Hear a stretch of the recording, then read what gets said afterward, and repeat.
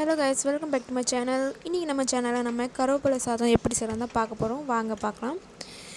நான் உளுந்து அப்புறம் கடலைப்பருப்பு இந்த ரெண்டையும் நான் வறுத்து வச்சுருக்கேன். அதுக்கப்புறமா நான் மல்லி இதையும் நல்லா வறுத்தாச்சு.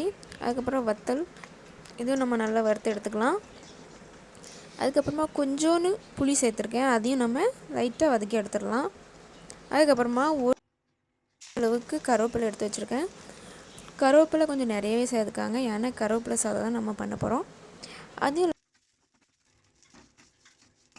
நல்லா கருகாமல் நம்ம வறுத்து எடுத்துக்கலாம். இப்போ இதை எல்லாத்தையும் நம்ம மிக்ஸி ஜாரில் போட்டுடலாம். அதுக்கப்புறமா நான் மஞ்சத்தூள், சீரகத்தூள், ஏன்னா என்கிட்ட முழு சீரகம் இல்லை, அதனால் நான் பொடியை சேர்த்துக்கிட்டேன். அதுக்கப்புறமா காயத்தூள், உப்பு சேர்த்துக்கலாம். எல்லாத்தையும் அரைச்சாச்சு. அவ்வளோதான், நம்ம கருவேப்பிலை பொடி ரெடி ஆயிடுச்சு. இப்போ நான் சாதத்தை வடித்து ஆற வச்சுருக்கேன். சாதத்தை ஆற வைக்கிறதுக்கு முன்னாடியே நீங்கள் தேங்காய் சேர்த்துக்காங்க, அப்போ தான் ஒன்றுக்கு ஒன்று ஒட்டாது. நான் இப்படி தேங்காய் சேர்த்து ஆற வச்சுருக்கேன்.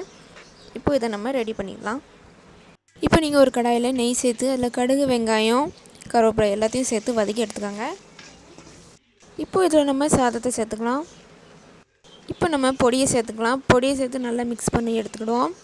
நான் கொஞ்சோண்டு பொடி வச்சுக்கிட்டேன். ஏன் அப்படின்னா இட்லி தோசை கூட நம்ம சாப்பிட்டா நல்லாயிருக்கும், அதனால் நான் கொஞ்சோண்டு வச்சுக்கிட்டேன். இப்போ இதை நல்லா கிண்டியாச்சு.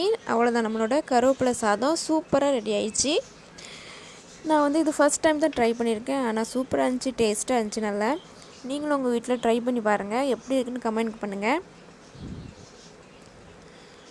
மறக்காமல் என்னோடய சேனலை சப்ஸ்கிரைப் பண்ணிடுங்க. அடுத்த ஒரு புது வீடியோவில் பார்ப்போம்.